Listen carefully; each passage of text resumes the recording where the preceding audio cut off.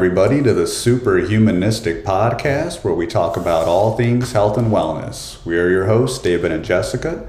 Make sure you hit that subscribe button for this podcast so you never miss another episode, where we put out one episode a week every Saturday.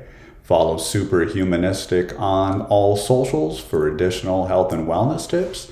And don't forget to share this podcast with someone that you love that could use some health and wellness tips in their lives to live a longer, healthier, and happier life.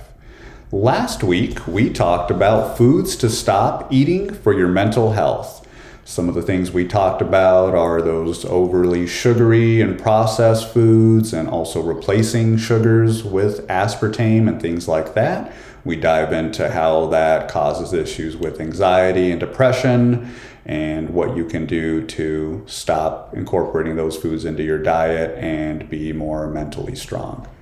This week, we are going to be talking about a universal emotion that everybody grapples with, which is anger. And we'll provide some tips that will help you have a more balanced lifestyle.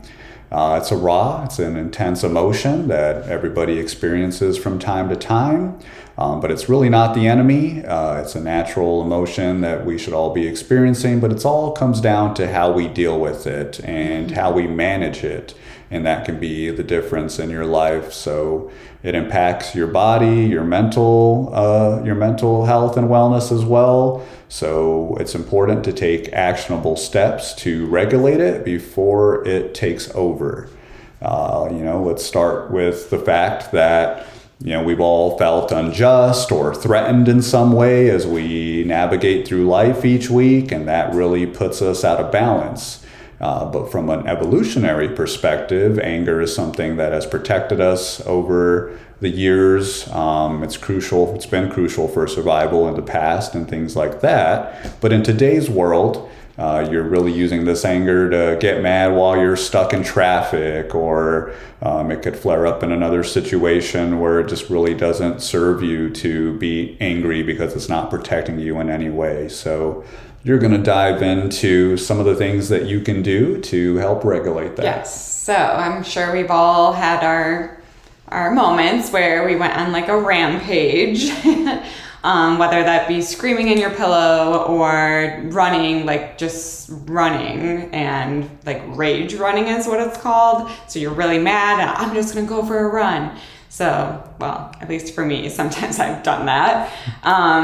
Or maybe you've gone to one of those rooms where you get to like break everything in the room because, let's face it, that's pretty cool. But that's not actually helping our bodies, because that hormone that is creeping in as we're angry continues to stay in our bodies, because we're actually amping it up by going and doing those rage techniques when letting out anger. Letting out, not truly letting it out.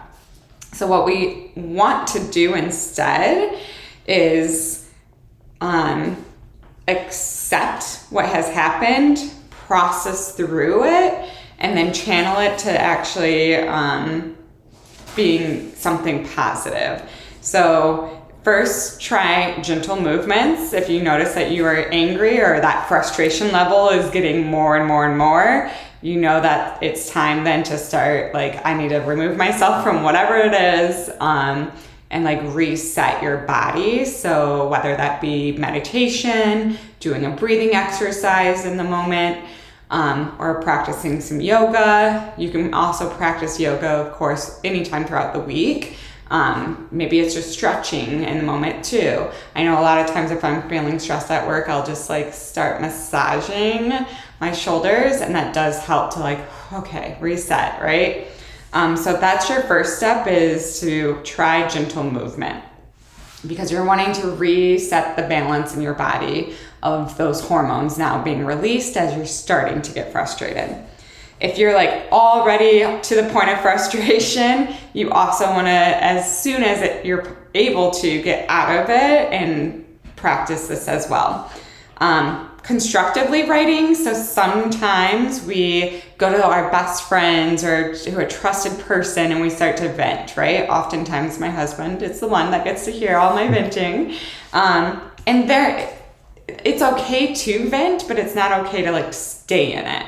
So at some point we do have to let go of it, and come up with that solution in the moment too. I know for myself, my communication in some of those moments isn't the best. So a lot of times I'm sharing my frustration about work or something that happened, and my husband's the one listening to it, but I don't open it with saying, I just need for you to let me talk this out right now. And being a loving person, whoever we're venting to, they want to solve it for us. So then our anger gets even more because they're trying to solve it for us, where it's like, wait, we have to be clear in what we're communicating as we're venting. So it is okay to vent to those trusted people. It's just how we're doing it so that we're not getting even more angry.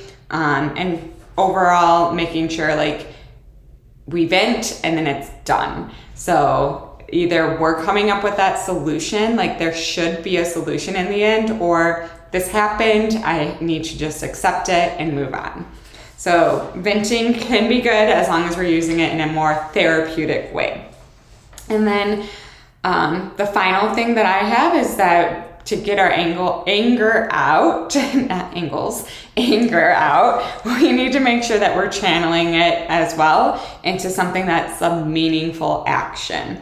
So maybe it's taking just one tiny step into correcting it, and then also understanding like why you're getting angry over what it is you're getting angry about.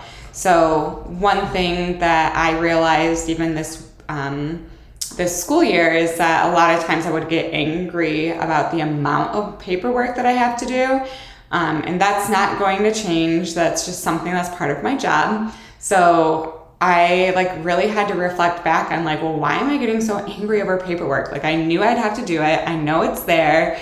Partly some of it's because I'm a procrastinator and wait till the last minute to get things done. That also makes me angry.